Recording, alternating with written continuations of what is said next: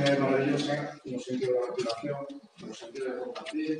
Eu cada vez que teño a sorte de que unha área que conviva algún tipo de acto de xornada, por iso como un tema claramente formativo, como un tema de motivación, e creo que me evita tamén sesións de psicólogo e de psiquiatra, porque ves como máis entendido, ves que toda a xente sufre comigo e tal, e me aforrei outra anquimacín, un desatín, e algún ansiolítico por aí, que costan os seus cartos e te deixan medio descolgado. Entón, bueno, pois, a mí me encanta estar con Mario porque creo que hai un optimismo realista que é maravilloso. E ese optimismo realista creo que sería o fundamental, o que creo de aquí, o optimismo realista. Non o optimismo utópico, ainda que sí que é certa que a utopía de hoxe se convierte en realidad que é tan necesario. Eres acabas por a mañá, estabas un poquinho desanimado, porque claro, nos fixemos, non conseguimos, e eu quería por detrás. 10 anos despois aparece pronto, non? O eucalipto tarda uns anos en producir. O carballo, que ten unha escalinario castileiro, ainda tarda uns anos máis. Pero cando temos unhas carballeiras exitosas no territorio, decimos, goce do país, non? Cando temos unhas carballeiras por aí ben entregadas, ben utilizadillas, e decimos, goce do país, non? Pois ás veces o resultado a longo prazo ten que valorarse máis como unha cousa máis motivadora que o resultado inmediato. Non vexo un profesional en ningún ámbito, de ningún estilo, que despois de 50 ou 60 anos siga amando a súa profesión e crean que está facendo. Directores de cine con 102 anos seguindo dirixindo películas, arquitectos con 95 anos creendo na revolución da vivenda social, fotógrafos con 99 tratando de captar o instante e facer unha denuncia social, políticos que siguen sendo marxistas, leninistas e xaríes que contaxen o joven que bonito. Pois eu, de verdade, que salgo aquí con optimismo. E creo que o optimismo lo dá tamén a presencia das tres persoas que temos aquí, que son persoas que se ponen do mundo universitario, do mundo da investigación.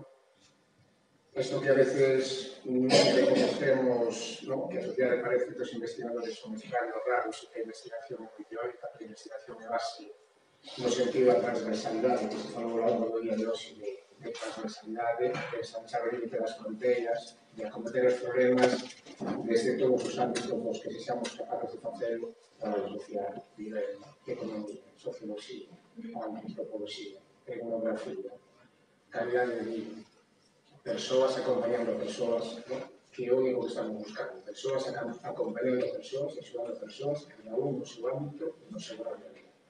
A mí todas as experiencias non me parecen cativas, me parecen enormes, porque eu a mañana coa cousiña da lavadora casi chorei, e a cousiña da lavadora me parece unha coisa espectacular.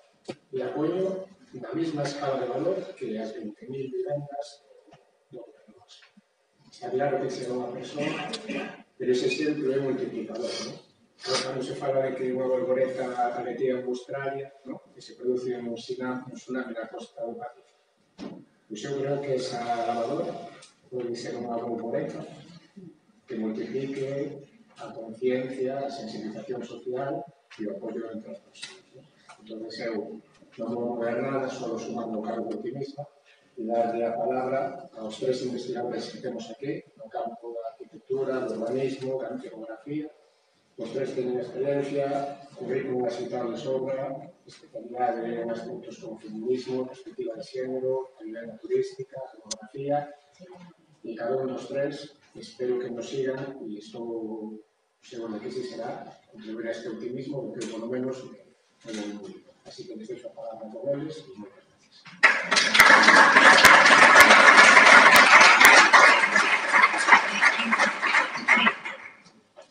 Boas tardes a todos e a todas. Comenzaré o título un pouco que se me asignou o de demografía e vivenda. Eu quería falar máis ben de vivenda, o que pasa que a vivenda é para que viva a xente, non? Entón ten que ter boas características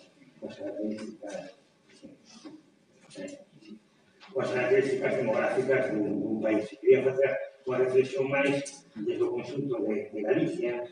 Creo que é moi importante todas as experiencias locais e todos os traballos que se fixeron desde puntos máis ou menos concretos, pero realmente hai un problema a escala de país, a escala de nación, a escala de Galicia, que eu creo que é o que nos preocupa. Temos un problema demográfico moi severo, pero ainda por riba, de non está tendo poboación no país de vellos, e de ter moitas vivendas construídas, temos xente que ten dificultades para acceder a vivienda. Se se puxera como un problema matemático, digamos, non se podía ter feito peor todo. Estamos cheos de vivendas, estamos faltos de xente nova, e a xente nova ten problemas para acceder a vivenda ou ten que gastar grandes recursos para vivenda. Entón, quería plantexar algunhas reflexións en relación un pouco co diagnóstico que se pode facer de Galicia e con que políticas urgentes se poderían desenvolver en relación coa vivenda do país, que eu creo que enlazan co que coincidimos con carreira 2 anos no goberno, e se empezamos a facer no ano 2005 hasta o ano 2009, pero a facer moita vivenda pública, moita vivenda social, moita desde a comunidade autónoma, tamén os concellos poden poñer en marcha, eu creo que un tema central, desde o punto de vista de localidades, hai que facer vivenda e hai que arranxar o problema do transporte, ou hai outros servicios públicos, pero mentre non nos mentalicemos de que eses son os elementos fundamentais, pues vamos a ter un problema. E hai o primeiro problema teórico, eu sinto, porque son un profesor na universidade, sempre andamos coa teoría, non? E hai como dous elementos do problema. Por unha parte, comentaba antes Jorge Duarte, que a vivenda é un dereito humano, é un dereito reconhecido polas constitucións. Isto é certo, todos temos dereito a unha vivenda. Pero, por outra parte, que a realidade, a vivenda é un negocio. É un negocio que xa definiu un tal Federico Engels, no caso de Manchester, no 1850 e tantos, que falaba do problema da vivenda das cidades inglesas, e que continúa un pouco nos mesmos parámetros. E non podemos dicir que en peores parámetros. Pero o Marx falaba no Capital de que a imprime o circuito da acumulación capitalista, perdonada que entre así duro, pero lo que falan de imprimir o circuito da acumulación capitalista na produción de bens materiais, na produción de bens industriais, da revolución industrial. Xa no segundo circuito da acumulación xa non se produce nada. O único que se produce é solo urbanizable. O único que se produce é unha burbulla especulativa para que as plusvalías da vivenda e da urbanización movan o circuito de capital e provoquen, podemos decir falsamente, procesos de crecimiento económico. Logo hai que repetirlo porque no Estado español, en todo o sur de Europa, unha burbulla especulativa que está na base de que se construirá ademais, de que hubiera un problema estrutural de vivenda, de acceso a vivenda para xente con menos recursos, e esa burbulla pinchou e contará as consecuencias que todos nós, nun xeito ou outro, temos que pagar, por lo menos con todos os programas de saneamento da alza, con todas as débedas hipotecarias acumuladas, con todos os despexos e os distributamentos que houve, é un problema bastante serio.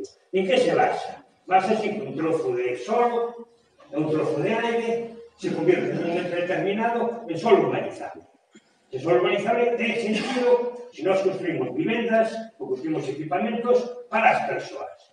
Pero se nós o único que facemos é marcar unha liña verde ou roxa nun documento de planeamento para producir vivendas e edificios para facer un negocio, só un negocio, provócanse todos estes desajustes. Pois é tan importante iniciar todo o que é o debate sobre o urbanismo e o control do urbanismo nunha función pública. Porque realmente non somos os que temos que decidir para que sirva a vivenda, pode dar ganancias, pero non pode ser exclusivamente un negocio.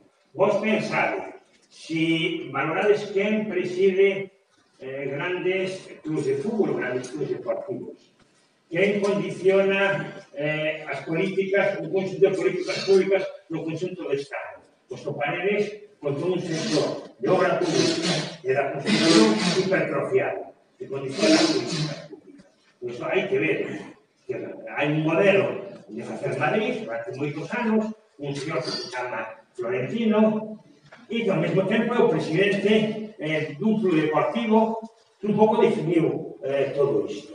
É un fabuloso negocio que se move en moitos anos. Pero que hai que empezar a plantexarlo desde ese punto de vista. E as políticas públicas, unha comunidade autónoma que tenga as competencias do nivel local, ten que corregir iso. Pode haber negocio, pero ten que haber un negocio controlado desde unha perspectiva. E os datos, eu creo que non enganan moito, porque temos unha produción continua de espacio urbano, de solo urbano, e non se resolveu o problema básico de vivenda, nin no Estado, ni moito menos en Galicia. Pensade, non nos saen 1.600.000 vivendas en Galicia. Somos 2.600.000 galegos. Entón, nos corresponde unha vivenda por cada un con 3 ou 4 habitantes. Nós vivimos en fogares que, por término medio, agrupan a 3 personas, que digo o censo de poboación. Entón, teria que haber o doble de vivendas das que necesitáramos. E, sin embargo, sigue habendo problemas de vivenda dentro das cidades. Hai un exceso de vivenda e hai unha dificultade para acceder a vivienda. Entón, temos un pouco. Antes preguntábase si se sabía ou non cales eran as vivendas galeiras. Non está desenvolvido legislativamente, pero o INE e o IGE teñen que publicar os censos de vivendas e aí están registradas as vivendas galeiras. É un problema que se concentra en determinados espacios. Poden non haber grandes problemas de acceso á vivenda, pero non que son os centros das cidades compactos. Se hai un problema real de acceso á vivenda, hai un problema de expulsión de residentes tradicionais ou por apartamentos turísticos ou por procesos de elitización de determinados ámbitos e aí ten que haber políticas específicas para frenar un pouco eses procesos. Temos todas estas vivendas construídas, nos sobran vivendas, pero logo, cando se fan inquéritos, resulta que o 55% dos fogares en Galicia que é unha carga moi pesada o pago da vivenda. E o principal gasto das unidades familiares. Entón, algo non funciona dentro do sistema. Esta idea de que a vivenda fora un negocio, unha forma de acumular dinheiro, de hacerse rico rápido, pois provocou todos estes desajustes. Esta é a situación para que nos topamos, non? E a singularidade galega, pois, veía dada porque somos que temos máis porcentaxe de vivendas baleiras. Isto, a sorte, é un proceso moi claro, que é o abandono do rural. Nós topamos as bolsas de vivenda baleira, daquelas que o que facemos sempre nos concellos que se están baleirando, non? Era moi interesante que o concelleiro de Paradoxil falara de rehabilitar e de intervir vivendas porque aí onde está o escenario das vivendas baleiras, onde hai que preocupar todo isto. E seguimos tendo un exceso de vivendas, pero seguimos tendo un exceso de execucións hipotecarias, hai muchísimos actos que nin tantos desafiuzamentos despesos se produciron nos últimos anos, moderouse a cifra, pero siguen sendo cifras de escándalo. A xente non pode pagar as hipotecas, seguimos tendo un problema serio, un problema moi global. E aí están un pouco os datos da situación dentro de Galicia, todo o que se vai plantear. En Galicia, por que se produce isto desde o punto de vista da política autonómica? Eu supoño que amanhã, que non poden explicar a Álvaro Beira e Teresa Cabo, explicar moi ben. Nós insistimos moito nun tema.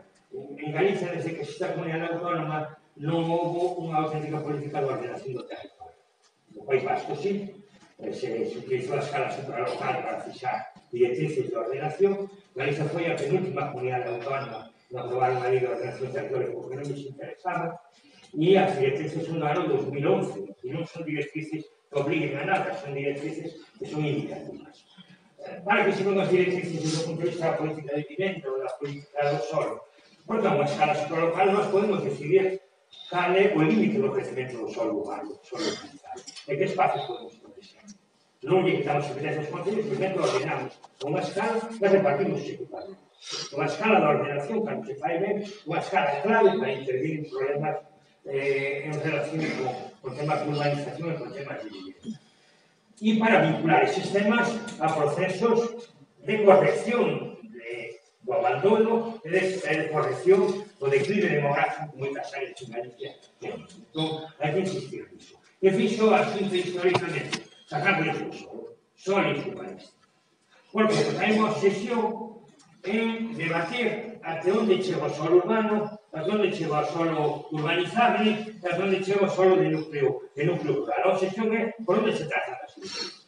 nos aposadas no 85, a lei do solo do 97, a lei do solo do 2002 que se modificou 12 veces e a lei do solo do 2016. É o exemplo dun fracaso ou a competencia autonómica que debe regular ben iso e que non resolve. Un fracaso que se acompaña con que hai moitas leis do solo e a maioría dos concellos galegos están nestes momentos fora da normativa do solo, unha cosa fantástica. É dicir, solo serviu para que se tirara das antiguas normas subsidiarias en moitos casos se producira cada vez máis vivenda e se organizase cada vez máis solo. E hai un problema estrutural de políticas públicas en relación con todo isto. E además estánse planes urbanísticos só para definir solos urbanizados. Isto é un problema serio, non para rehabilitar, non para facer tratamentos de estudios de detalle no solo urbano, non para proteger o solo rústico, sino todo focalizado en por onde se crece e por onde se fan máis vivendas para non resolver un pouco o problema. É dicir, isto é un pouco a tragedia disto. Por isto son os mapas que fixemos nas áreas metropolitanas de Vigo e da Coruña, sabedes que crece todo, porque todo se foi engadindo como novo espacio urbanizado, se artificializa continuamente o territorio, non se pode seguir polas imaxes dos satélites, entón son cidades continuas, no caso da Galicia occidental. Estas son as paisaxes, non? Que vai facendo o dominio inmobiliario e logo as paisaxes da abandono, non? Os territorios inconclusos que hicimos nós, cando pinchan as burbullas, non? Que quedan as urbanizacións a medio fácil. Desde o punto de vista demográfico, temos todo ese proceso de produción de vivenda, temos toda esa obsesión dos plans xerais e cos leis do solo. E todo isto se dirixe a unha cidadanía en Galicia que é unha cidadanía bella. Galicia é un país de vellos, non? Xogando un pouco co aquel western que houbera que non era un país de vellos, nós somos un país de vellos que nos guste ou non nos guste. Está bastante el efectivo demográfico total.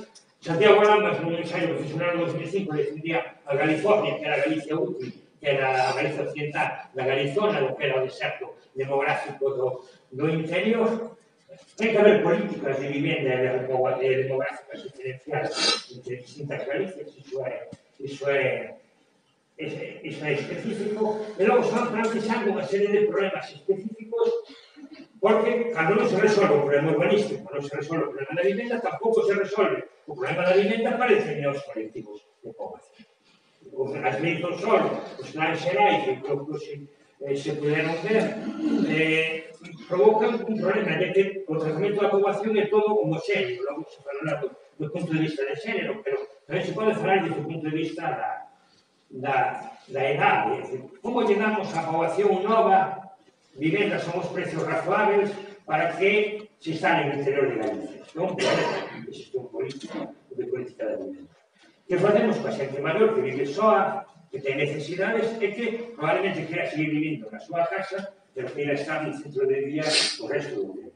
Hai problemas moi específicos que a demografía actual está formulando no conxunto de Galicia. E hai que ter solucións máis ou menos estruturadas, a escala local aí pode axudar moito, pero estamos tocándonos con novos retos. Non solucionamos o problema da vivenda, pero temos uns retos realmente importantes. Eu creo que, sobre todo, dous.